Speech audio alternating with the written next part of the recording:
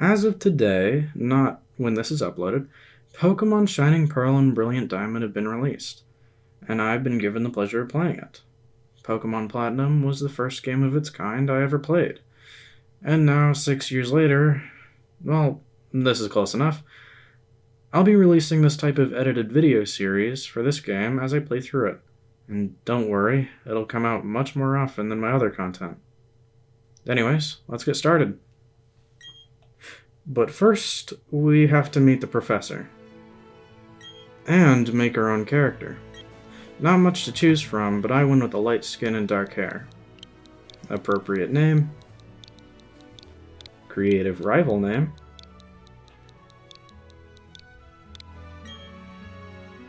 And we're ready to get started. I rightfully start off spending all my free time watching TV, but right now I have more important things to do. Like meeting Mom, who is going to be absolutely vital to the game. Anyways, see ya.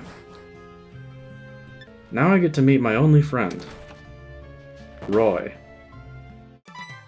And probably even more importantly, his mother. But now I have to chase him to a lake, or owe him $10 million. I don't have that kind of money, but I also can't afford to mess up my J's, so I guess I'll take my time. Also, apparently he meant the other lake? Why he couldn't specify that, I don't know. Now that we're back on track, I guess he's following me now. It looks like I won't be going into debt again. Our search for sea monsters begins. Unfortunately, an old white guy and his teenage girlfriend are taking all the good fishing spots. I'll need to have a word with them. After attempting to rob the couple blind, a group of pigeons tries to snag our loot. I quickly grab a turtle from a box. And one quick beatdown later, and the briefcase is mine. Damn, we've been had. Gotta make a run for it. I know I can't run very fast, but they were 2 steps ahead. They blocked our exit, and we had no choice but to surrender. Luckily, despite my muteness, I convinced them to let us go. They even invited me over for dinner. Fat chance I do that. Anyway, after getting some running shoes from my mom, I head out to the old guy's pad and run into my very first Pokemon, a Bidoof. Now I've heard the rumors, but this was worrying. But instead of fleeing, I stood my ground and prepared for whatever this monstrosity has to offer. It was too bad I didn't have any Pokeballs to catch him with. Having a godlike entity like a Bidoof by my side would make this game a cakewalk. But I guess they thought of that. Before I started grinding, I decided to meet up with Gramps. It was here that I got to name my Pokemon. And me and Solid were ready to set off to get back at those double-crossing pigeons.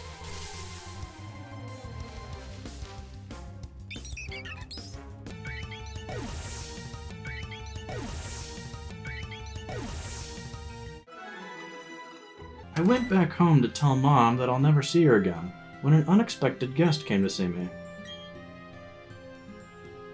But I prioritized my journey with Salad before doing my friend's mom, and thus set out to the next city, but not before grinding Salad's level a bit more.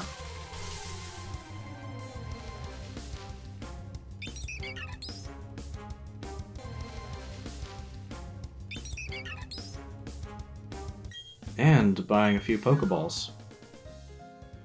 Gramps' Groomie decided that she wanted to teach me how to catch a Pokemon. Unlucky for her, she crossed a wild Bidoof.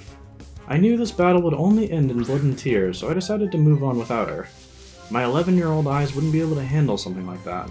The death of more pigeons, on the other hand, is something I relish in.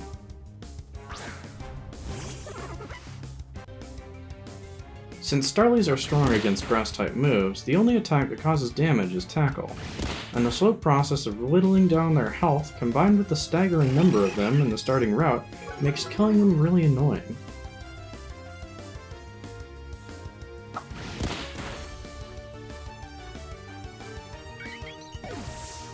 I desperately need a new Pokemon.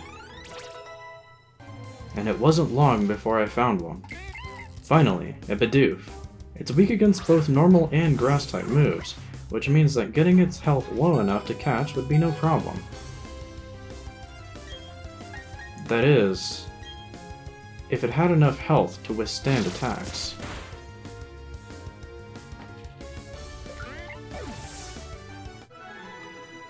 My journey for a Bidoof continues. And again, it wasn't long before another one came around, but this time I chose to be more careful and only use tackle to get its health low. And soon I have myself my very own Bidoof.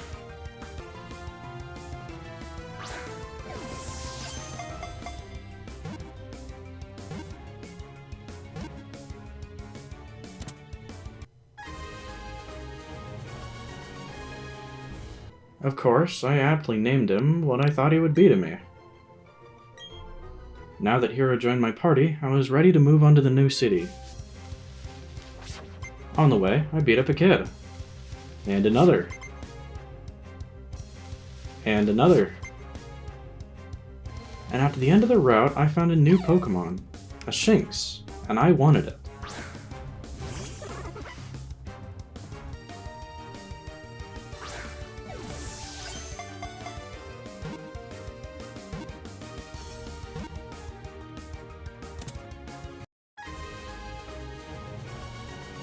Of course, I had to give it a name, and for an electric Pokemon, there's no better name than Fork.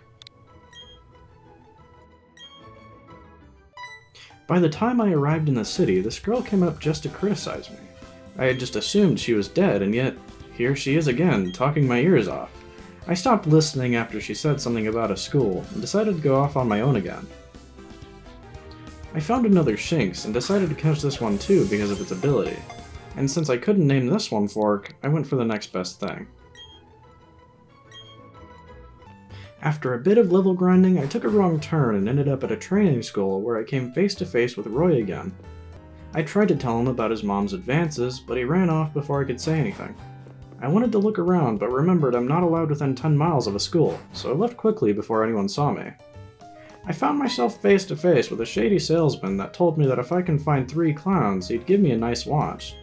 I thought back to what my mom said to me before leaving home, then remembered that she doesn't love me, and that this was my only chance to get anything out of life.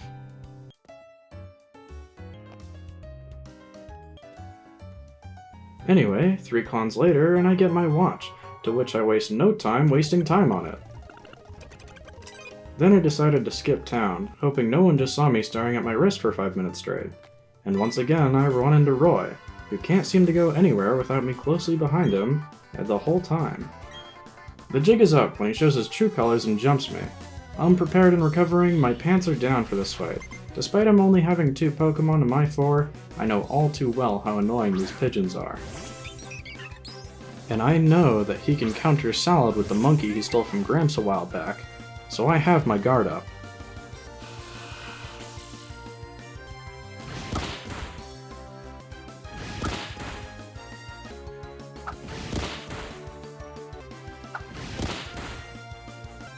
Eventually, the Starly goes down with the help of Hero and Salad, but Chimchar won't be as easy.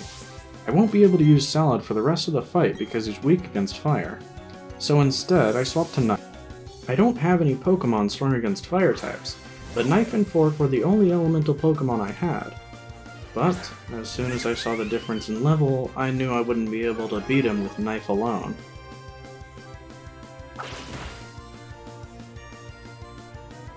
Armed with the knowledge that Thunderstrike does nothing against this monkey, I resort to the old reliable method of dealing damage.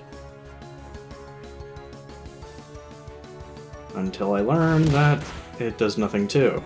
Instead I opt to use Leer in hopes of finishing this battle with the other Pokemon, but it looks like he was thinking the same thing. Until a bond of trust was shattered, and a monkey scratched my kitchenware to death.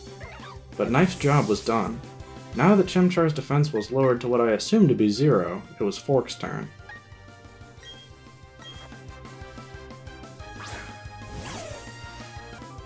Tackle now does a lot more damage, and I end the fight with only 1 Pokemon in the graveyard. After a long fight, I decide to heal up my Pokemon and call it a day. And that's it for episode 1 of Pokemon Shining Pearl. If you'd like to see more content like this, then like the video and comment your suggestions below. anyways, I'll see you next time.